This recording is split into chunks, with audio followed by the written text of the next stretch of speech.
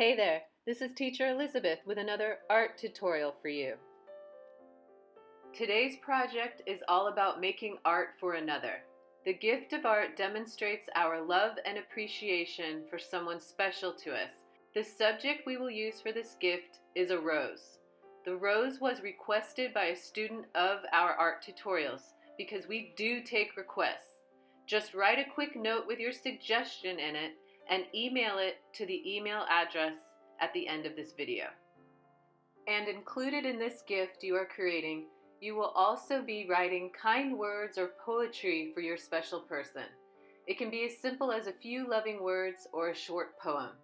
Here's an example of what I made for my special someone. I just added the poetry to the background behind the flower, but you could choose to do it differently. It's totally up to you. The art materials you will need are colored pencils, pencil, and paper.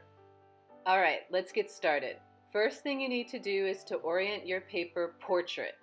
Then I want you to draw me this vase shape. The top of it will be an oval, and then draw a curved line from the left of the oval down and around to meet back on the right side of the oval. Next, you're going to draw a curved line from the center of the flower out and around to behind the flower at the top. Then you're going to loop back around, make it a little bit thicker of a shape, and then end at a point.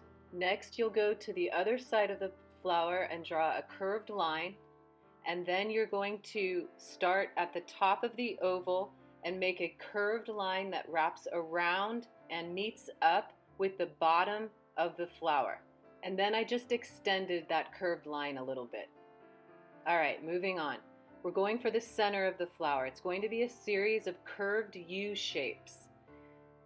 The first one starts at the top of the oval to the left, and you're going to thicken the rim of the oval, and then you're going to move across the oval along the line and then come up above the edge of the oval and back down just a little bit.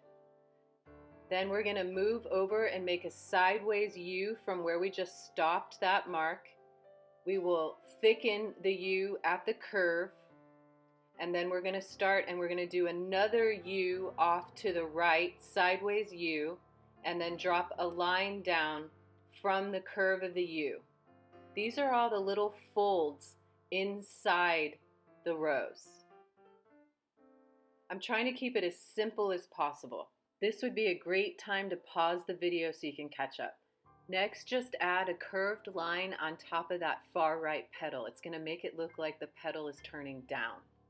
All right, the hard part is officially done. Now we're going to start with the stem. Just make the stem a little wider at the base of the flower and a little narrower and straight as it comes off the flower and exits off the page.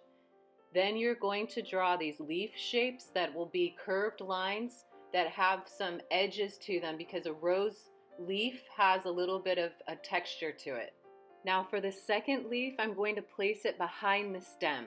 It creates a little bit of depth if we create a leaf behind the stem instead of just jutting off to the side, but you choose. You can pick where you put it. One thing to add is that little edge that I just drew right there.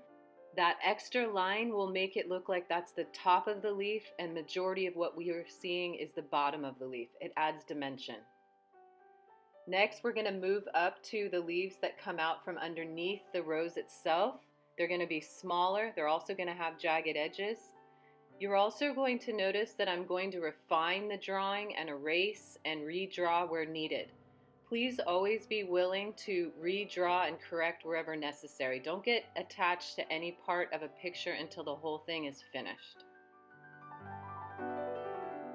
All right, now we get to move to color. We are only going to use a red colored pencil and a blue colored pencil. We're barely going to use the blue. What you're going to see me do, now we have a reference, first of all, off to the left, so you can see that it's just a series of dark reds, medium reds, and light reds. There's no black and there's no white. We're only going to use red, and where we need it to be really dark, we might add a little bit of blue. But what we're going to be focused on is the pressure of the pencil as we are shading in the flower. So we're going to have an even red in most areas to begin with, and then we'll come back through and color over certain areas that should be darker. And then the areas that need to be light, initially you're going to just leave white, and then later on you will shade very lightly over those lighter areas. When you look at that red rose to the left in the photo, you're going to see that there is no white in that entire picture except for the background, of course. So don't leave white showing through for the light areas for the red rose, because a light shining on a red is not white. Pay attention to how I change direction with the pencil to make it feel like it's wrapping around the form. So the areas that need to feel like they're darker and they're more recessed, you'll use an up and down stroke. That would be in the center of the flower, for example. For the areas of the flower petals that are starting to turn out, you'll change the direction of your pencil marks to relate to the change in the plane of the form itself. So the curved petal curves, so the pencil will change in direction as if it's following that curve. That will help your picture to look like it has dimension instead of looking like something that's colored in like a coloring book. Always layer your colors. We're only using red for the most part here, but even with the red, I want to layer my darks. I want to layer my medium values. I want to slowly bring the thing to life. I don't want to get too dark too soon. That's the biggest mistake you can make.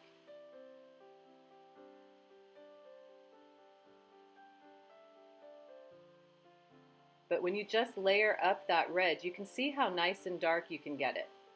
So I'm going ahead and showing you all of this coloring process so that you can get an idea of how to construct it.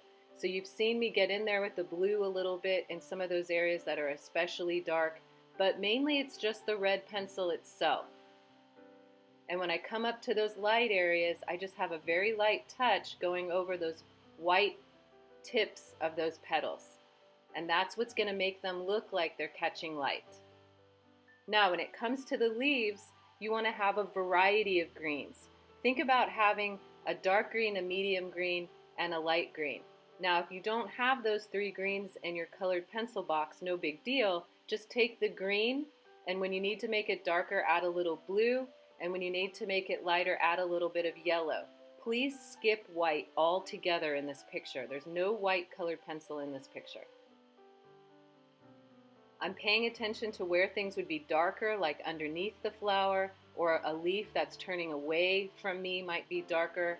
And then I will reserve some of the lighter values for the parts of the leaves that are sticking out the furthest, because I can make the assumption that the light is going to catch the leaf that's sticking out the furthest.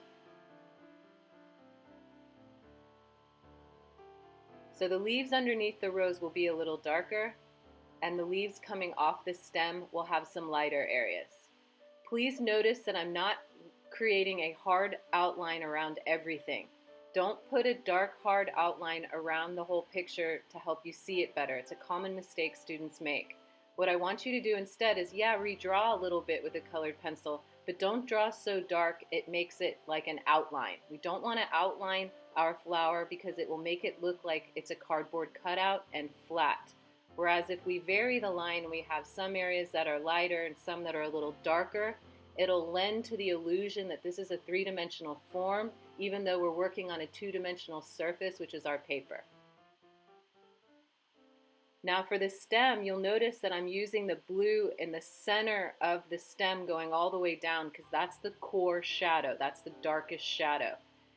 The stem is round, so the outer edges will not be dark because we have to assume that light is going to be reflecting off of those round edges, whereas that center core shadow is where the least amount of light is reaching, and that's why we make it darker there. But again, I'm doing all of this in layers. Nothing happens in one pass. It's always a process of layering the colors to get the richest, most dimensional look of your picture.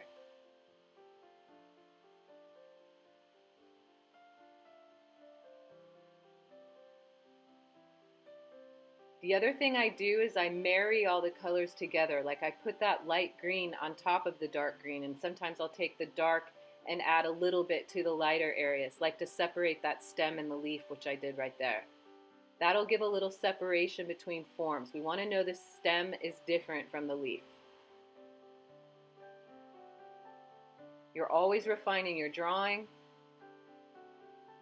And the more layers you put on, the more saturated the color gets. And in certain areas you want that saturation, and in some areas you don't want that saturation. You have to pick where you want the viewer's eye to travel through your picture. So anywhere where the colors get really saturated and bright, it's going to be an eye catcher. So think about which areas you want the viewer's eye to go to, and then make those areas more saturated in color and stronger in contrast. Perfect example of that would be the red rose and the tips of the petals. The rose itself is very red, and the tips of the petals that are turning out are very light. And that contrast between the two is a big eye catcher. Okay, now the drawing's done, we need to add the poem. So go ahead and pause to write your poem, and then you're going to add it to the back of your picture. You can make it super easy and have it just be a stream of consciousness about how much you care about someone, what qualities you like about them. It could be a roses are red or violets are blue. It's totally up to you. It's just some sort of message that you're sharing with that person that you care about. The acts of giving and creating bring peace for you and kindness to another. Thank you so much for taking time to be creative today. Be safe and be well.